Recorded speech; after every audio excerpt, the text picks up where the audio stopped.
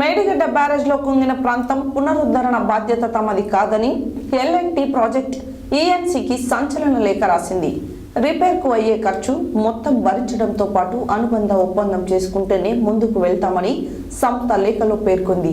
Barrage కుంగిన సమయంలో project ఇంజనీర్లు ఇందుకు భిన్నంగా ప్రకటన చేశారు. నిర్వహణ గడువు ఇంకా ఉందని, పునరుద్ధరణ ఖర్చు మొత్తం నిర్మాణ సంస్థే భరిస్తుందన్నారు. మేడిగడ్డ బ్యారేజ్లో కుంగిన ప్రాంతం పునరుద్ధరణ బాధ్యత తమది కాదని ఎల్ఎన్టీ ప్రాజెక్ట్ ఈఎన్సీకి సంచలన లేఖ రాసింది. రిపేర్కు అయ్యే ఖర్చు మొత్తం భరించడంతో పాటు అనుబంధ ఒప్పందం చేసుకుంటేనే ముందుకు వెళ్తామని సంస్థ లేఖలో పేర్కొంది. బ్యారేజ్ కుంగిన సమయంలో ప్రాజెక్ట్ ఇంజనీర్లు ఇందుకు భిన్నంగా ప్రకటన చేశారు. నిర్వహణ గడువు ఇంకా ఉందని, పునరుద్ధరణ ఖర్చు మొత్తం నిర్మాణ సంస్థతే భరిస్తుందన్నారు. ఎన్నికల సమయంలో ఇంజనీర్లు చేసిన ప్రకటనకు, ప్రస్తుత నిర్మాణ సంస్థ చేస్తున్న ప్రకటనకు పొంతన లేకపోవడంతో మరోసారి ఈ అంశం వివాదాస్పదమవుతుంది.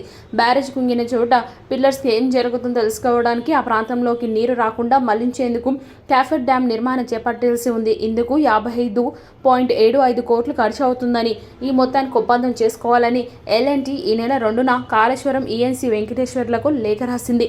దెబ్బతిన్న బ్యాక్ పిల్లర్స్ను రిపేర్ చేయడానికి 500 కోట్ల వరకు ఖర్చు అవుతుందని,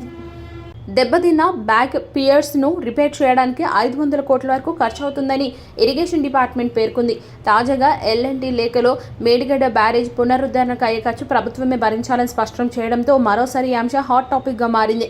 ఎన్నికల సమయంలో బీఆర్ఎస్ కీలక నేతలు సైతం నిర్మాణ సంస్థ పునరుద్ధరణ పనులు చేపడుతుందని, ఆందోళన చెందాల్సిన పని లేదని ప్రకటించగా తాజాగా లేఖతో గులాబీ పార్టీ చిక్కుల్లో పడినట్లయింది.